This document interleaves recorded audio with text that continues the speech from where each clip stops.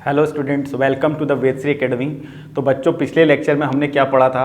समुच्चय हम पढ़ रहे थे कि हमने देखा था कि रिक्त समुच्चय क्या होता है और एकल समुच्चय क्या होता है। तो रिक्त समुच्चय हमने किसको कहा था? ऐसा समुच्चय कि जिसमें एक भी अवयव या एलिमेंट उपस्थित नहीं होगा उसको हमने बोला था रिक्त, और जिसमें एक भी एलिमेंट प्रेजेंट होगा जिस समुच्चय में उसको हमने बोला था एकल। ठीक है, तो आज हम डिस्कस करेंगे कि उप समुच्चय क्या होता है। उप समुच्चय को कहते हैं सबसेट, इंग्लिश में जो बोला जाता है सबसेट कहा जाता है। तो उप समुच्चय के लिए मैंने बोल्ड में कुछ चीज़ लिखी है, इसे देखते हैं। हम क्या कह रहे हैं कि कह रहा है यदि ए और बी दो इस प्रकार के समुच्चय हैं। मेरे पास क्या है कि दो समुच्चय हैं, एक समुच्चय ए है और एक समुच्चय बी है, कि समुच्चय ए का प्रत्येक अवयव बी का समुच्चय है। ठीक है, मतलब ए में जितने भी अवयव हैं, ठीक है, वो बी में भी हैं। ठीक है, और ए के सारे जितने एलिमेंट हैं वो बी में भी होंगे। तो हम क्या कह रहे हैं कि ए को हम बी का उपसमुच्चय कह रहे हैं। ए को बी का उपसमुच्चय कब कह रहे हैं? कि जब ए का प्रत्येक अवयव बी में उपस्थित होगा। अगर एक भी अवयव उपस्थित नहीं होगा तो उसको हम क्या बोलेंगे? उपसमुच्चय नहीं बोलेंगे। तो ठीक है, तो हम इसको कैसे लिखते हैं, डिनोट कैसे करेंगे? हमने कहा कि अगर सपोज हमने कहा एक्स कोई अवयव है, वो बिलोंग कर रहा है ए से, सच दैट, और एक्स ही एक अवयव है जो बिलोंग कर रहा है बी से, तो तब हम क्या कह देते हैं कि ए बी का उपसमुच्चय है। ये साइन जो आपको दिखा रहा है, प्रदर्शित कर रहा है, उपसमुच्चय को बता रहा है। ठीक है, कि अगर एक्स कोई अवयव ए से बिलोंग करता है, वही एक्स अगर बी से भी बिलोंग करता है, तो हम क्या कहते हैं? ए बी का उपसमुच्चय है। तो इसको हिंदी में हम कैसे लिखते हैं? ए बी का उपसमुच्चय है। ठीक हो गया? ठीक है, अब इसको एग्जाम्पल से समझते हैं उपसमुच्चय कैसे कहेंगे। सपोज मैंने माना कि मेरे पास एक एग्जाम्पल में लेता हूँ कि मेरे पास एक समुच्चय ए है जिसके अंदर एलिमेंट हैं 1, 2, 3। ठीक हो गया। एक अनदर लिया मैंने बी समुच्चय जिसके अंदर हैं 1, 2, 3, 4। ये दो मैंने समुच्चय लिए, ए और बी। अब मुझे बताना है क्या ए बी का उपसमुच्चय है। तो मेरे को क्या देखना होगा कि ए का हर अवयव बी से बिलोंग करना चाहिए। अगर मैं 1 को देखूं तो 1 अगर बिलोंग ए से कर रहा है तो 1 ऑल्सो बिलोंग बी से भी कर रहा है। 2 को देखूं, अगर वो ए से बिलोंग कर रहा है तो 2 बिलोंग कर रहा है बी से भी। अगर मैं 3 को देखूं, 3 बिलोंग कर रहा है ए से तो 3 बिलोंग कर रहा है बी से भी। मतलब ए का हर अवयव बी से बिलोंग कर रहा है। तो मैं क्या कह सकता हूँ कि यहाँ पर, कि यहाँ से जो रिजल्ट निकल के आएगा कि ए बी का उपसमुच्चय है। ठीक है, प्रत्येक एलिमेंट होना चाहिए, ऐसा नहीं कि सिर्फ एक प्रेजेंट है बाकी नहीं है। इस समुच्चय ए के जितने भी अवयव हैं वो सारे के सारे समुच्चय बी में जब प्रेजेंट होंगे तभी हम कहेंगे कि ए बी का उपसमुच्चय है। ठीक है, अगर क्या हो जाए, अगर हम कहें कि ए बी का उपसमुच्चय नहीं है, उपसमुच्चय नहीं है, कब नहीं होगा ए बी का उपसमुच्चय? मीन्स कि इस ए में से कम एक अवयव बी में प्रेजेंट नहीं होगा, तभी।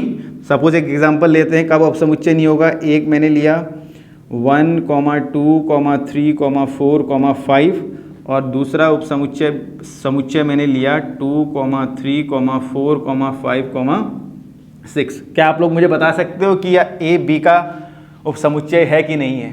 तो मुझे क्या देखना पड़ेगा कि ए का हर एलिमेंट, तो देखो यहाँ, अब देखो 1 जो बिलोंग कर रहा है ए से, लेकिन यहाँ पर जो 1 है वो बी से बिलोंग नहीं कर रहा है। तो यहाँ यहीं से मुझे पता चल गया कि ए कभी भी बी का उपसमुच्चय नहीं हो सकता, क्योंकि हमने कहा था कि ए का हर एलिमेंट बी में प्रेजेंट होना चाहिए, लेकिन वो बाकी तो सारा प्रेजेंट है, लेकिन ये 1 यहाँ प्रेजेंट नहीं है। तो हम क्या लिख देंगे कि ए बी का उपसमुच्चय नहीं है, उपसमुच्चय नहीं है।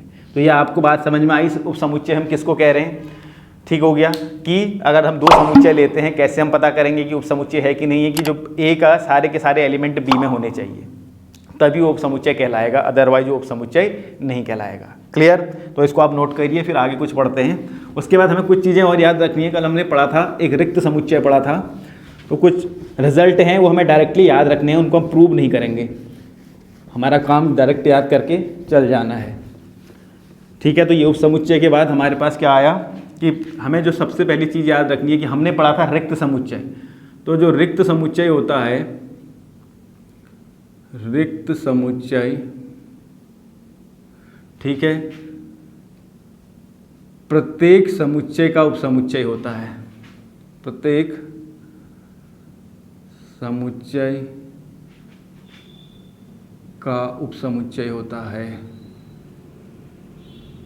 उपसमुच्चय होता है। ये रिजल्ट आपको याद रखना है, बहुत बढ़िया रिजल्ट है, बहुत इसका यूज होना है। ठीक है, कि जो भी रिक्त समुच्चय होगा फाई, वो क्या होगा, हर प्रत्येक समुच्चय का क्या होगा, उपसमुच्चय कहलाएगा। दूसरा कि प्रत्येक समुच्चय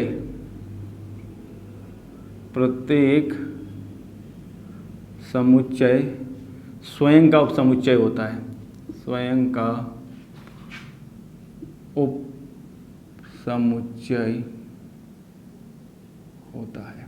ठीक हो गया, क्या कहा कि प्रत्येक समुच्चय स्वयं का उपसमुच्चय होता है। मतलब कहने का मतलब क्या है कि अगर मैंने एक लिख दिया A1, 2, 3, अब यही A1, 2, 3 देखेंगे तो ये तो हमेशा ही होगा ना कि प्रत्येक समुच्चय खुद का उपसमुच्चय हमेशा ही कहलाएगा। तो ये दो रिजल्ट हमें याद होना चाहिए, इसका कंपटीशन में भी बहुत ज़्यादा यूज़ होता है। ठीक हो गया, तो ये बात थी उपसमुच्चय के बारे में। उपसमुच्चय के बाद हमारे पास एक चीज़ और आता है जिसको हम बोलते हैं उचित और वास्तविक समुच्चय।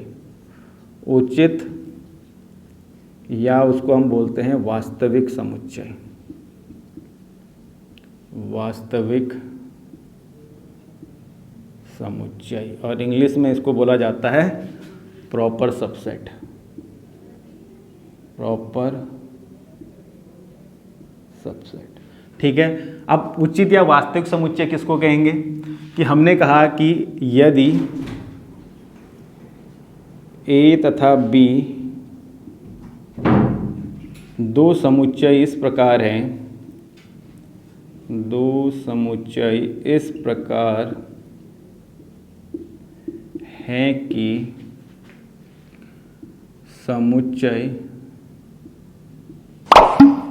समुच्चय A का प्रत्येक अवयव B में है। ठीक है, प्रत्येक अवयव B में होने का मतलब कि A के सारे एलिमेंट B में हैं, परंतु B के सभी अवयव A में नहीं हैं, A में नहीं हैं। ठीक है, तो इस केस में इसे हम क्या कहते हैं, इस केस में A B का उचित समुच्चय कहलाता है, उचित समुच्चय कहलाता है। और इसको हम प्रदर्शित कैसे करते हैं, अब यहाँ पर दो चीज़ें हैं। हमने जब पहले दिखाया था तो कैसे दिखाया था कि A उपसमुच्चय है, B का यहाँ इक्वल टू का साइन लगाया था। ठीक है, तो अब इसको हम समझते हैं कि उचित किसको कहेंगे। सपोज मैंने कहा कि मेरे पास एक समुच्चय A है जिसके अंदर एलिमेंट हैं 1, 2, 3। B एक एलिमेंट ले लिया मैंने, समुच्चय ले लिया जिसमें 1, 2, 3, 4 है, और एक मैंने और ले लिया C क्या है 1, 2, 3 है। ठीक हो गया, अब इस डेफिनेशन को समझना। मैंने क्या कहा कि कभी भी दो समुच्चय को मैं उचित समुच्चय कब कहूँगा। अब देखो A का हर एलिमेंट B से बिलोंग कर रहा है। अगर 1 देखोगे तो B में भी है, 2 देखोगे तो यहाँ भी है, इसको भी देखोगे तो यहाँ भी है। कहने का मतलब क्या हो, मैंने क्या कहा कि अगर ये X इससे भी बिलोंग कर रहा है और X B से भी बिलोंग कर रहा है, ठीक है, तो तब मैंने क्या कहा A B का क्या है, सबसेट है। यही तो है कि नहीं। A का हर एलिमेंट, अभी तक हम यही कह रहे थे ना कि A का हर एलिमेंट क्या होना चाहिए, B में प्रेजेंट होना चाहिए। 1 यहाँ भी प्रेजेंट है, यहाँ भी प्रेजेंट है, यहाँ भी प्रेजेंट है। ठीक हो गया, लेकिन देखें यहाँ पर एक चीज़ और देखें, लेकिन B के सारे एलिमेंट A में प्रेजेंट नहीं है। 4 यहाँ प्रेजेंट कहाँ है, नहीं है। तो तब इस केस में हम क्या कह देते हैं कि A is a proper subset of B। A B का उचित समुच्चय है। समझ रहे हैं कि A के सारे एलिमेंट B में थे लेकिन B के सारे एलिमेंट A में नहीं थे, तो तब हम नोटेशन क्या लगाएंगे, A B का उचित समुच्चय है। अब मैं बात करूं A और C का केस देखें तो A में एलिमेंट क्या है 1, 3 और C में भी क्या है 1, 3, मतलब A और C आपस में A C का उपसमुच्चय होगा, A B का उपसमुच्चय है, और C भी A का है क्योंकि C में भी वही एलिमेंट हैं जो A में भी हैं, तो C भी क्या होगा, C A का उपसमुच्चय भी होगा, C A का उपसमुच्चय है। तो इस केस में मैं क्या कह सकता हूँ, कभी मैं ये नहीं कह सकता हूँ कि ए बी का उचित सी का उचित समुच्चय है। क्यों? क्योंकि सारे के सारे एलिमेंट प्रेजेंट है। तो इस केस में मैं क्या कहूँगा, यहाँ पर मैं ये वाला नोटेशन लगाऊंगा। समझ रहे हैं? उचित समुच्चय के लिए मुझे क्या देखना है कि जिस समुच्चय को मैं कह रहा हूँ बी, उसके सारे के सारे एलिमेंट ए में प्रेजेंट नहीं होने चाहिए, तभी वो ए का उचित समुच्चय कहलाएगा। तो कहने का मतलब यहाँ से यह है कि अगर कोई भी समुच्चय है वो खुद का कभी भी उचित समुच्चय नहीं होता है। इस चीज़ को मैं यहीं पर लिख देता हूँ, ये भी नोट करने वाली चीज़ है। प्रत्येक समुच्चय है ना, ठीक है। तो यहाँ क्या लिखेंगे कि प्रत्येक समुच्चय खुद का उचित समुच्चय नहीं होता, खुद का उचित समुच्चय नहीं होता है। ठीक हो गया। तो ये नोट करने वाली चीज़ है कि कोई भी समुच्चय खुद का कभी भी उचित समुच्चय नहीं होगा। तो यहाँ से हमने 3 चीज़ें हमें जो रिमेंबर करनी है, क्या करनी है कि जो भी रिक्त समुच्चय होगा वो क्या होगा, प्रत्येक समुच्चय का उपसमुच्चय होगा, ठीक है। और जो भी समुच्चय है वो खुद का तो उपसमुच्चय होगा ही होगा, और कि जो समुच्चय है वो कभी खुद का उचित उपसमुच्चय नहीं हो सकता है, ठीक है। खुद का उचित समुच्चय वो कभी भी नहीं हो सकता। तो इन 3 चीज़ों को आप देखना। इसके आगे हम कल पढ़ेंगे, एक हमारे पास टॉपिक होता है अधिसमुच्चय, फिर हम पढ़ेंगे समान समुच्चय, ठीक है। तो इन 2 क्वेश्चनों को हम फिर देखेंगे और इनसे बेस्ड न्यूमेरिकल। तो कल के लेक्चर में हम क्या देखेंगे कि जितना भी हमने अभी तक ये पढ़ा उपसमुच्चय तक, इसके हम न्यूमेरिकल्स को सॉल्व करेंगे, फिर आगे की थ्योरी को हम फर्दर कंटिन्यू करेंगे। तो आज के लेक्चर में इतना ही, फिर मिलते हैं नेक्स्ट वीडियो में। तभी आप लोगों का बहुत बहुत धन्यवाद।